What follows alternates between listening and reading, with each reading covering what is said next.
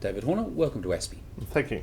To start with a quote from the book, in Australian political history, it's unlikely that any other Commonwealth department had to endure such concerted, vociferous and bitter criticism from the opposition as ASIO did over the 2 decades from 1951. Why did ASIO splash so deeply and so bitterly into Australian politics? Well, this needs just a little bit of explanation. You need to understand that this all took place during the period of the Cold War. So the Cold War has started. There's a threat from the Soviet Union. If we go to war with the Soviet Union, members of the Communist Party may support the Soviet Union. And so the Menzies government decided, firstly, we'll ban the Communist Party. And they tried to do that by legislation, and they couldn't do that, knocked back by the High Court. And then they tried to do it by referendum, and that was unsuccessful. That whole process started to polarise politics in Australia, with ASIO seen as being part of the government. And we also know that now, from the information I've found in writing the book, that at times the Director General of Security, Charles Spry, actually passed information to Menzies to assist him during the referendum campaign. But we also need to remember that ASIO was established by the Labor government, so it's originally not established by the Liberals. And there was quite a good relationship between the Director General of Security, Charles Spry, and the Leader of the Opposition, Doc Evatt, in 1952-53. They would meet and they would discuss things. So despite this problem over the referendum, there was a reasonably good relationship. It all went to pieces after the defection of Petrov and the subsequent Royal Commission, when Evatt thought completely wrong. He thought that the whole defection had been manufactured by ASIO and the government to ensure that the Labor Party was kept out of power for the next 20 years. And ASIO and the government were in cahoots over this. And this myth existed for decades. But it's an important myth. But yes, while it is now a myth, was untrue, it's really important because Evatt then saw ASIO as being in cahoots with the government, and relations between ASIO and the opposition completely broke down. And Labor's view of ASIO was coloured by Evatt's view. There was a very strong view in the Labor Party that ASIO did operate as an arm of the Menzies government, even as an arm of the Liberal Party. And that is right. Now there are some things that could lead people to suspect that, but the starting point, that is that Evatt's claim that the whole Petrov defection had been manufactured, was completely untrue. What that meant, though, is that during the 1950s, every time anything to do with security got mentioned, members of the opposition would be up in Parliament, not criticising just the government, but criticising ASIO as an organisation, criticising the Director General, sometimes his deputy, Ron Richards, by name, accusing them of doing things such as manufacturing information, accusing them of tapping phones which we now know were not being tapped. And so we have a 20-year period of the Labor Party in opposition criticising ASIO as an organisation. And I can't think of any other government department in Australian history that has been criticised in Parliament for 2 decades, in which the criticism is levelled not just at the government or the minister, but at the members of the organisation and the senior members of it. Now, another quote from the book, this time from the former Labor leader, Kim Beazley, who said that ASIO exercised its task in a democratic environment where many would challenge its relevance, its techniques, and whether, in principle, it should exist.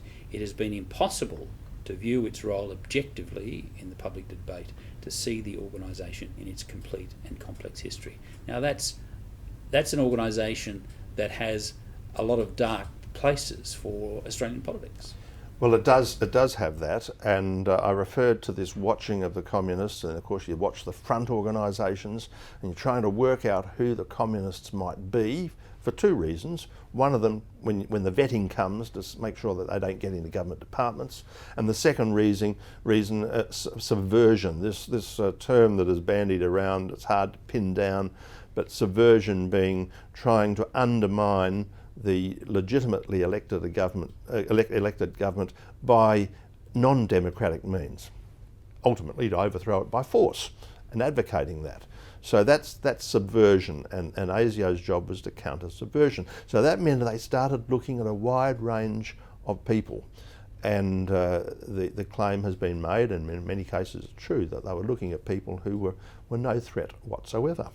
And then there's a feeling that in this democratic society, ASIO is watching people who are going about their legitimate business, and that and this is undermining democracy in Australia, and there is some truth in that. Now, when I came to write the book, what I found is that there's a much bigger story than just that. ASIO is doing a whole range of things. And the way the ASIO records have been released, people ask for their records, they read their records, and so the whole business of ASIO watching people gets prominence in the newspapers, in articles. And I was very aware of that. But when I started looking at the ASIO records, I found, well, there's a bigger story than that. There's the counter-espionage that they were doing. There's the vetting that they're doing. It's the checking of migrants from overseas that they're doing. So I try to give a bigger, more balanced story, and that's what Kim Beazley is referring to. Those roles for ASIO, though, take it to the very heart of politics and the way politics is debated and worked in Australia. How sophisticated was ASIO in its understanding of that political role? It's hard to know how sophisticated they were. In some areas that they had a clear understanding. I'll just give you an example where they sort of went off the rails, and that is quite early in the piece. It was suggested to ASIO that they might have, if you like, an offensive role, whereby they would pass information out to the community, and that they would, in effect, counter the communists by... and ASIO's dirty tricks habits went well past their legislative brief. Well, but first off, when they did that, they said, no, we can't do that. That's not in our charter. We shouldn't do it. But as the decade went on, then they changed their tune, and they started to do it. And at that point, I called it in the book an extravagant interpretation of the ASIO Charter and then the ASIO Act. And as it would be called today, dirty tricks. We call it dirty tricks. Now some of them are a little bit amusing, but putting up signs saying Communist Party headquarters this way. That's a nice story, but actually that's not in their charter to do that. And so we see ASIO, I think, having the political environment being that ASIO is under attack, and so ASIO then cranks up its campaign into an area which, as I pointed out, is an extravagant interpretation of the Act. And of course they can be rightly criticised. You comment that ASIO became overzealous, and it came to believe that any group that challenged a conservative view of society was potentially subversive. How dangerous is that? Well, of course, the danger is that it then paints ASIO as a political body. Now, in some respects, ASIO was responding to direction from the government, and we had a long period of the one government, which again helps to make it a difficult situation. And we've got the problems that they've got with the Labor Party. But by continuing to this approach, they then paint themselves into a picture that they are a conservative organisation, the tool of the conservative government, and what that leads to is that people of Australia having less confidence in an organisation that they really should have confidence in, and that is not good for society. And was that lack of confidence a fair reflection of what ASIO was doing? Well, yes, but it gets people who know about this always latch on to some examples. And the examples are generally from the 1960s. In other words, it gets worse as it goes from the 50s into the 60s. We have the Vietnam War, and then anybody who's against the Vietnam War needs to be watched. And so we get a deteriorating situation into the 1960s as ASIO is really seen as the tool of the government, and ultimately that leads to the Royal Commission in the 1970s. David Horner, thank you.